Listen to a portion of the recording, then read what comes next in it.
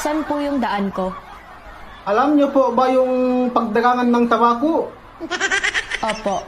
Pag doon ka na po sa pagdagangan ng tabako, diretso ka lang, tapos pakaliwa ka, tapos diretso ka. Pakanan po, oo. Andito na po ako. Kakanan po. Opo, tapos pag nakita mo na ako, huwag kang mag-alala, nasa tamang tao ka na. Kanina pa po kasi ako nagte-text, hindi din po kayo nagre-reply. Ay, sorry po, naka-insert kasi kanina yung SIM card ko sa tsinelas ng lolo ko, kaya hindi ako nakakapag-reply sa'yo. Anong pagkain po ba to, sir? Pagkain? Sinanglag at puto po. Ano po? Sinanglag at puto, yung tinutok-tok-tokan sa pipisan, tapos makasinangot-songot. Nako, sobrang sarap nito. Pwede po ba umikon na to, sir?